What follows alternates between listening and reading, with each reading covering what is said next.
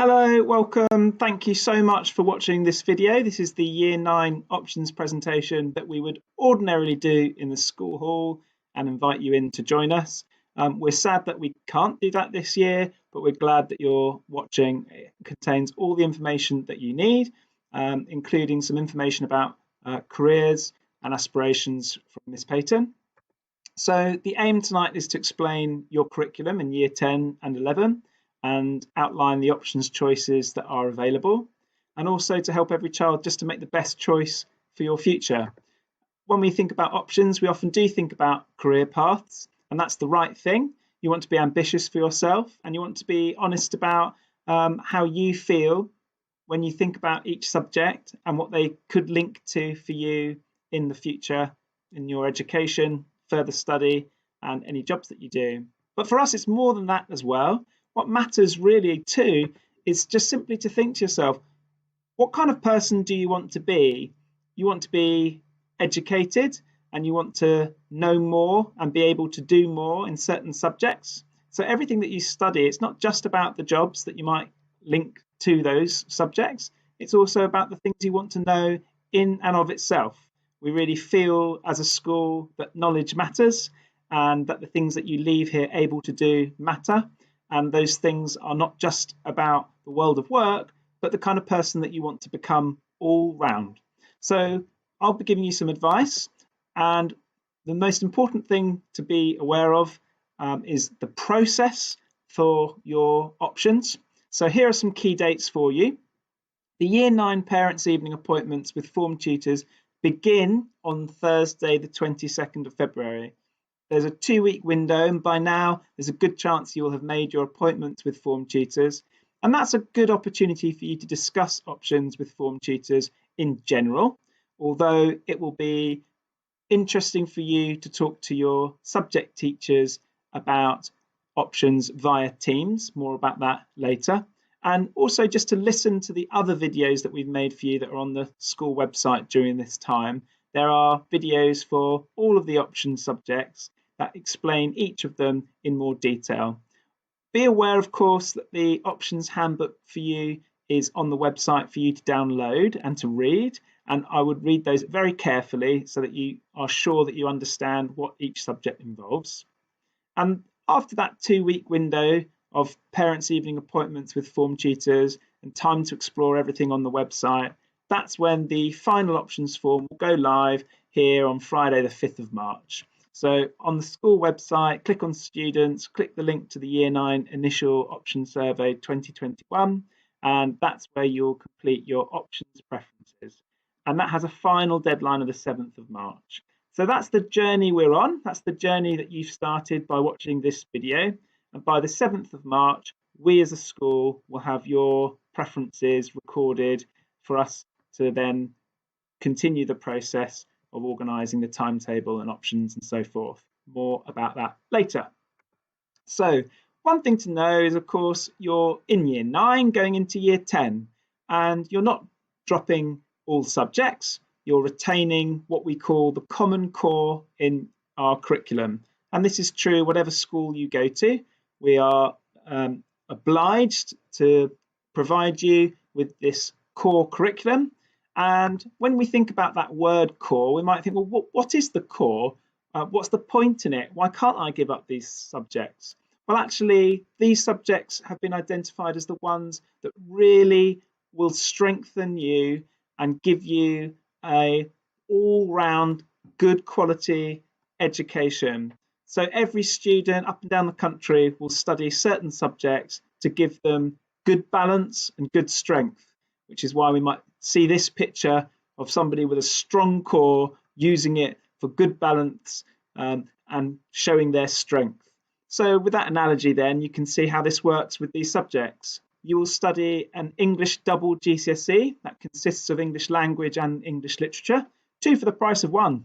Mathematics GCSE, Science Trilogy double GCSE, and for our top set scientists, they will be offered the opportunity to choose to do triple science GCSE also, and there'll be more information about that from the science department as well as in the options handbook. Then you will also see that students will still study their personal, social, health and economic education. That's really valuable and important. It might not be a subject that leads to a GCSE, but these are the things you need to know for life. These are the things that will support you in your well-being and your ability to function and engage with society. It really matters. And that's also true with our physical education. So even if you don't study physical education as a GCSE, it's there because, of course, we want you to be fit and healthy and to be able to look after your body and enjoy all the benefits that physical education brings. Information technology and religious education also both part of the core because you want to be a modern citizen when you leave school. You want to be a rounded, knowledgeable person with the skills and understanding that equip you for understanding other people and the world of work and so on. So that's a really lovely core curriculum that every student will be participating in. Then there is the ability to choose your options preferences. So at this point, if this was a presentation evening, I might pause for a moment and allow everybody a second just to read this in their options handbook and to take it in. If you like, you might even like to pause the video in a moment and to read this for yourself. Every student is being asked to choose 2 subjects in addition to the core from list A, and then to choose 2 subjects from list B. You'll notice list B is longer, and that's because some of the subjects from list A actually repeat in list B. That makes it more possible for more combinations to take place. In some ways, we think of list A a little bit like an expanded core. It's a short list, it maybe looks a bit narrow, but we think actually these are really valuable, important subjects. As a year 9 student going into year 10, you're of an age when we actually as a school think it's right that you should probably be doing at least one humanities subject. It's probably right that you're doing at least one language, or at least maybe doing computer science if you're not combining one of each of those. And then likewise, we have in list A another subject which I'll talk a little bit more about later, which is ASDAN, something to support those students who perhaps might choose something different to a GCSE, supportive opportunity to consider some of the social skills and other projects that are involved. If you are interested in ASDAN, do read the handbook and watch the related video that Mr. Pegg has made for us. So you're choosing 2 from list A and 2 from list B. In other words, in total, you're choosing 4 subjects. So some advice about these choices that you're making. What do colleges and employers look for? Well, we are not a school with a sixth form, so it's much harder for us to be giving you concrete definites about what you need for which A-levels. And every sixth form provider and college provider, they'll have their own views and they'll be able to set their own entry requirements. These sometimes change from one year to another. And likewise, that's true for different employers. So we all have to be open-minded and realise that we can't predict always. So what we do know is that they want to see that you have the best possible grades in whatever subjects you choose. And also they'll be interested to see that you're a well-rounded, skilled, knowledgeable person, whatever that might look like. So one thing you might consider is making sure that if you have ideas in your mind already about the paths that you might want to take, that you are choosing things that seem somehow relevant to those. You could always research these things by talking to other sixth formers, sixth form providers, looking at their websites. You can always get ahead. It's never too early to make those decisions and have a look and research those things. So one question we get is, what is the Ebacc and do I need one? You might have heard of something called the English Baccalaureate. It is a combination of subjects. Just to be clear, the English Baccalaureate is not a qualification. So it is just a description of a combination of subjects that are considered to be excellence and a good sign of somebody being an all-rounder and an academic individual.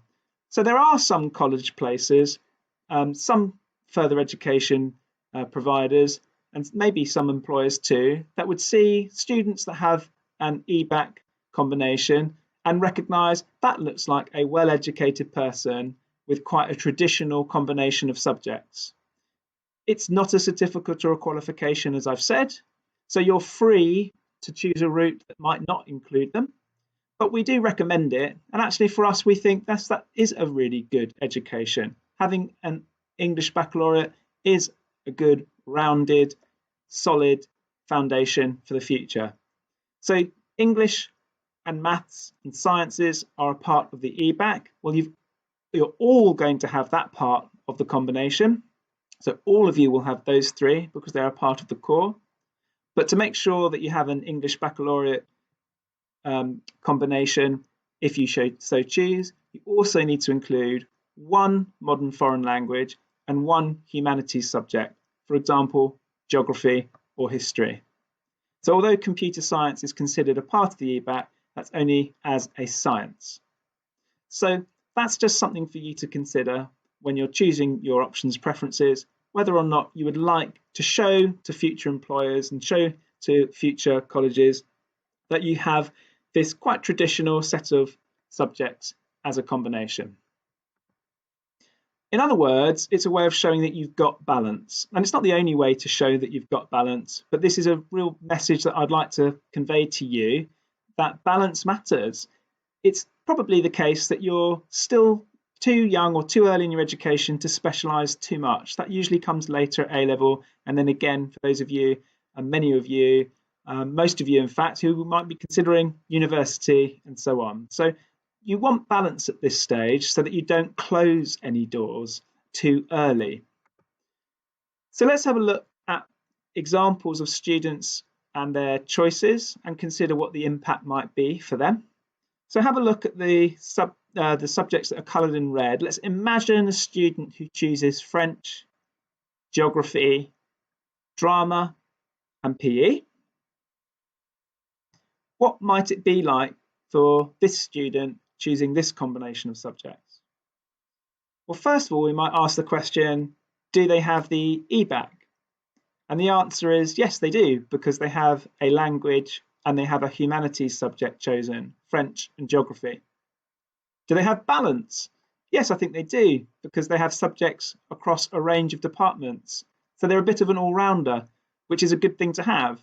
And it's not just from the point of view of future providers, but also they have balance from the point of view of for themselves and their timetable. Sometimes students who don't have balance quickly regret that, because on their school timetable, they sometimes feel like their school day is a bit samey. Don't underestimate how it is a nice thing on your school timetable to have quite different subjects. This student going to French and then geography, having some time in drama, some time in PE, that's a nice school timetable that we would consider to be balanced. What about this student? This is a slightly different choice. Firstly, we might ask, do they have the Ebacc combination? And the answer is no, they don't. The reason they don't is because they don't have a humanities subject. Now that might be fine because they might have a real interest in computer science, French, drama and PE, and it's fine by us. They can choose this route. We're not forcing them to do an English baccalaureate combination. This is fine, it can be done. But you might just ask yourself the question, why am I giving up humanities altogether? I'm not studying geography anymore. I'm not studying history. I'm quite young, and it might be, from our point of view, good advice to at least stop and pause and think, is this right? Does this feel right to give up either geography or history and not include a humanities subject? You can do it, and many students do it and are glad to do it, and we support that, but it's just something to pause and think about. What about this child who chooses history, Spanish, art, and drama? Well, we can see that for this student, they do have the Ebacc. They have chosen a humanities subject. They've chosen a language subject. The interesting thing here is they've chosen 2 art subjects. So we might argue that they don't have as much balance as some students because they've chosen 2 subjects from List B from the same department. Now, probably this student loves the arts and has a passion for the arts. Perhaps they see themselves in an artistic career in the future, in which case we say this could be a lovely and sensible choice for that student. But as a parent, if you're advising a child like this is when you might notice these things and pause and say, okay, this looks good, but you really love the arts and you definitely want to do 2 art subjects. Is that something you really are really keen to pursue and be interested in? Fantastic, go for it then. But just always play devil's advocate as parents and have a look at the other subjects and just ask them, okay, are you sure? It looks like you're not doing any kind of computing subject, for example, or you've chosen not to include any from the DT department. So ask questions as parents, and students, you should ask questions of yourselves as well when you're making your decision. Here's one more for you. A student who chooses computer science, history, business studies, and creative media. Now, this is an interesting one, I think, because they haven't got an English baccalaureate combination. They've chosen not to do a language. That's something that you might pause and think, is that the right thing for me? Why have I made that decision? Am I happy with it? And perhaps it is the right decision for you, and we would support that if this is the decision you're making. But we do notice that all of their subjects are in one department: computer science, business studies, and iMedia. Now, it might just be that they absolutely love Mr. Subarayan and Mr. Oxford, but my advice would be, just if you are a parent of a child who seems to be putting all their eggs in one basket, to just question them and just pause and reflect. It's not the wrong thing, and we could allow it and support it, but it's just something to reflect upon, because this student is giving up a large proportion of what their schooling currently looks like and involves in order to really specialise and spend most of their time in the ICT classrooms and in the ICT and business department. So it's just something to consider. On that note, I should also add, some students sometimes choose subjects because they especially like certain teachers in those subjects, and that's natural, and we understand and appreciate that that sometimes is the case. But be aware, of course, staffing changes. We have staff who move on, who get jobs in other schools or promotions elsewhere, and so on. You really must be choosing your options because you are very keen to learn more about that particular subject. That's what should be motivating you. It's the love of that subject, your interest in the learning. You want to know more and be able to do more in that subject. Be sure to understand what you're signing up for. There are certain subjects that are really quite new to you, or look a little different to how they might have looked in year 7 to 9. And so subjects like ASDAN, business studies, computer science, drama, you have had experience of now, but still less than some subjects. It was only introduced this year. DT, product design and fashion and textiles, you've had experience of, but it's worth knowing and understanding the differences between them. And creative media, you might need to understand the difference between that and computer science. Just be really clear in your mind about certain subjects. I've highlighted these because these are the subjects that we often find students have the most questions about, or sometimes sign up for without realizing some of the subtle differences between them.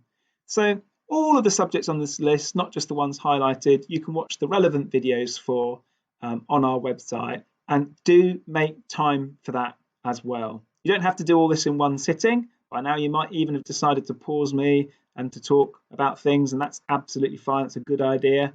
But we do recommend you watch all the relevant videos, especially for the subjects that you are going to state as your preferences, just to be double check, and also any that you are still trying to decide about.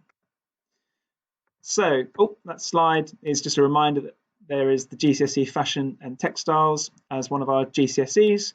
And the reason I want to just point this out is actually the DT GCSE, I'll just return to this one in the middle here.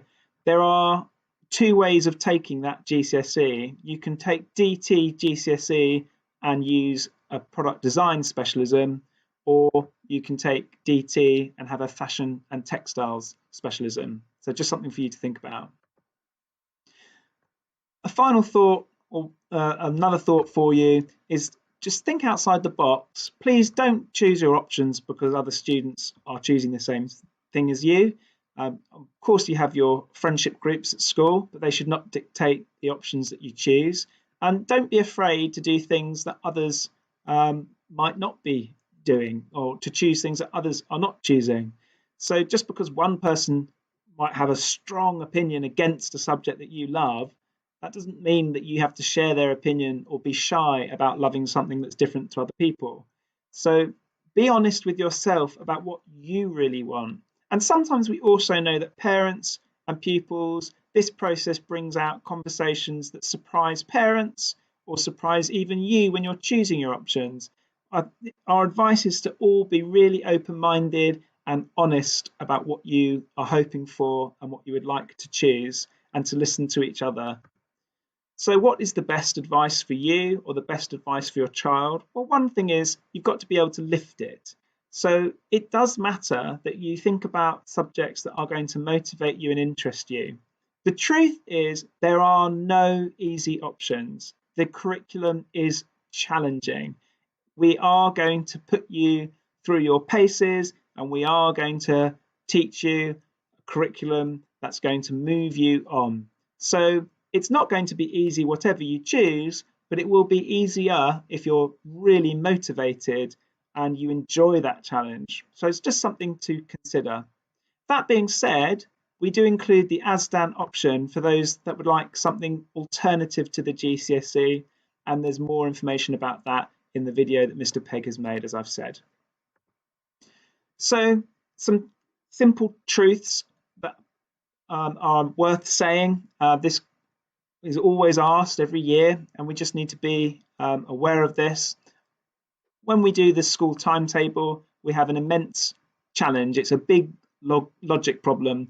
It's a sort of Sudoku puzzle or a jigsaw puzzle, but maybe some of the pieces don't quite fit sometimes. We have to be really careful tonight, or rather now, whenever you're watching this presentation, just to be clear with you that sometimes too few pupils choose an option.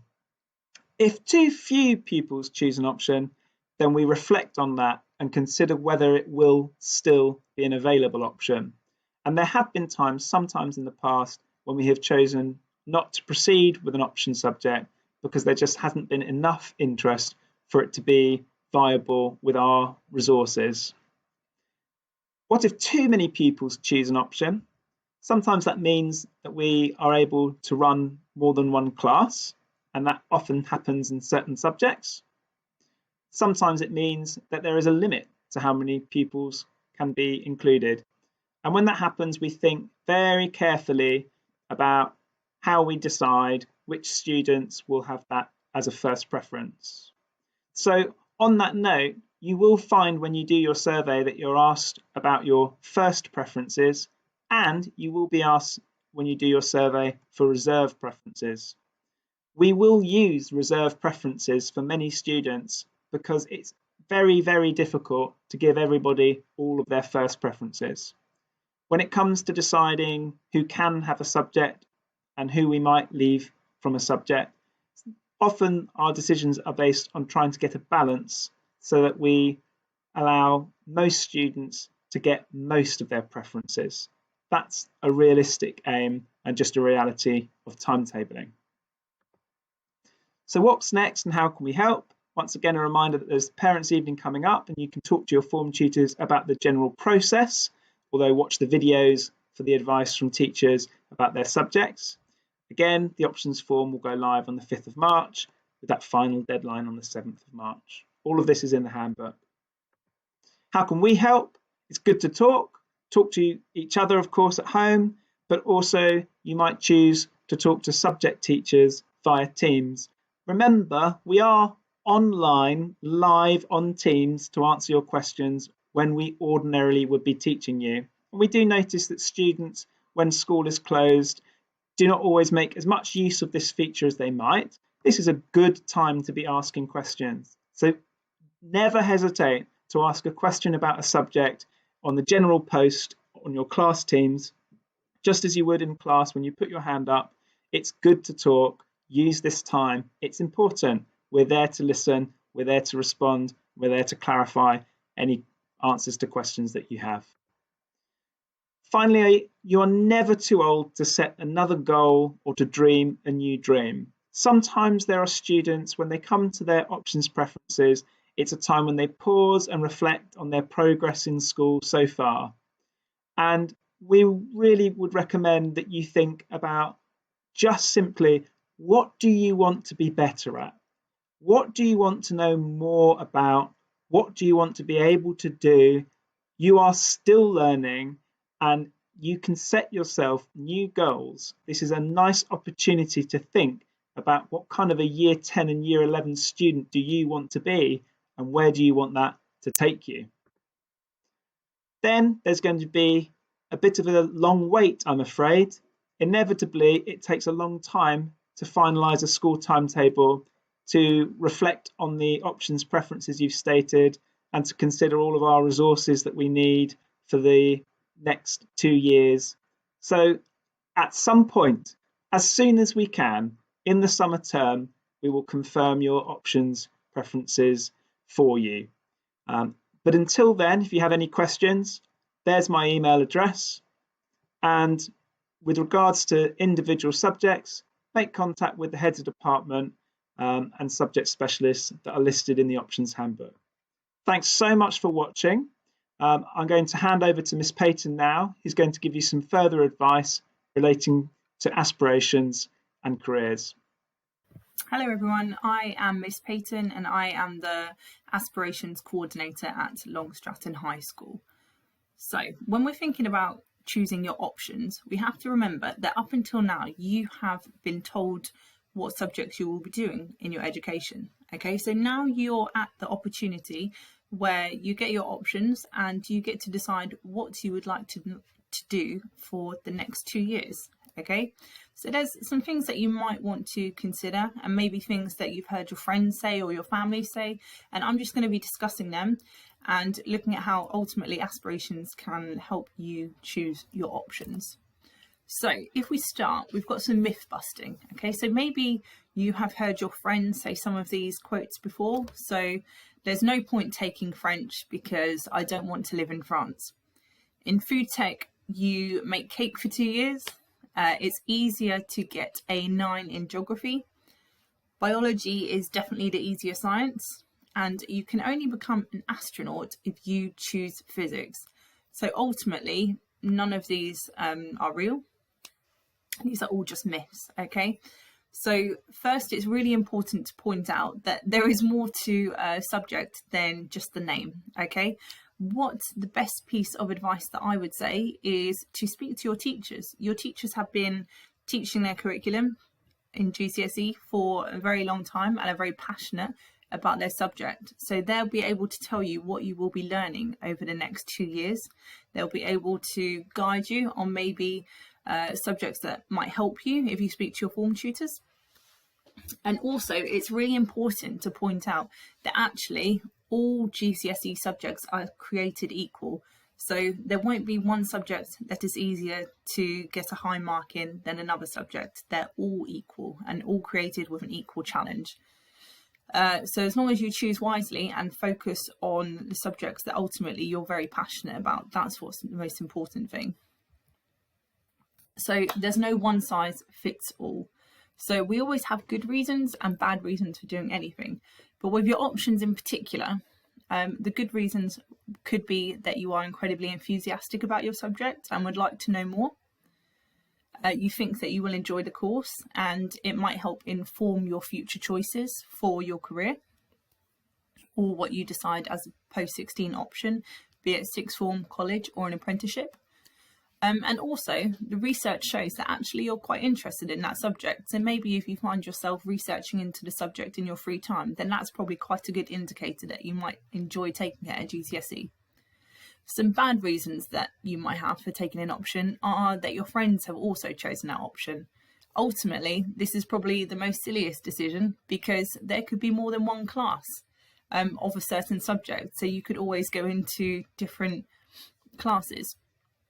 But also, it would be silly to take a subject if you decide that actually you quite like the teacher So I'm going to take that subject because there are lots of teachers and your class might potentially have a different teacher. So it's things like that that you need to consider. So they're kind of more short-term things. You need to think more long-term. So what is going to help you after school? So ultimately, you have to let the choice be yours. So you can listen to the advice of your parents, your carers, or your friends, but ultimately you are in charge of your option. Okay, so research online subjects that you enjoy. At the end of this slide, I've got links which might help you that you can look online, you can research, you can find out what other people have done in the past. But again, the odds are in your favour, so it's up for you to choose. So the other piece of advice that I would say is, as I've already said, research online, looking books, talk to people. There are thousands of people that maybe have a similar career to what you would quite like to do. Put something on a forum, ask people, put something on Twitter. You can always email me and I can help get advice. So my email is at the end of this slide. Listen to people. So listen to your peers, listen to your parents, to people that maybe work in the industry that you're interested in, or maybe do a subject that could be related to what you are also interested in. So speak to people. Again, it's up to you to pursue your own path, but it always helps to get the advice of other people that maybe have slightly more experience. So then I'm going to say, think about your career. So when you think perhaps the next 2 years will probably go really quick for you, it might seem like a long time, but actually your GCSEs will zoom by. And it's really important to think about if you have something that you might like to pursue as a career in the future, okay? You don't have to know at this stage, but maybe you have an idea and that might help inform your options, okay? But also, with that in mind, I would say keep an open mind. For example, these celebrities all decided to take completely different subjects to what they actually ended up doing. So it's really important to think that even with your options, you might not necessarily end up doing a certain kind of career. You can kind of keep on developing, and that's really important to remember. Okay, so for example, we've got Emma Watson. Everyone knows Emma Watson as Hermione from Harry Potter, and she actually studied an English degree, and now she's an activist for human rights. But what everyone knows her as is an actress. Or we've got Sacha Baron Cohen, and he studied history and then did stand-up comedy as a dare one evening, and now that's how he's recognised as the comedian for Borat and several other comedy acts. Then we've got Lisa Kudrow, who is Phoebe from Friends, and she studied science. And it was just by pure coincidence that she then managed to become Phoebe from Friends, and now that's what she's known as. So what I'm trying to say here is all of these people have adapted, and likely you will adapt as well. So their passions have changed as their goals have changed. And it's really important for you to think that perhaps even if you don't get the options that you would like, it's going to be a continuous development and a continuous growth. And actually it might work out for the better. So here, again, I've written, don't worry about your future self.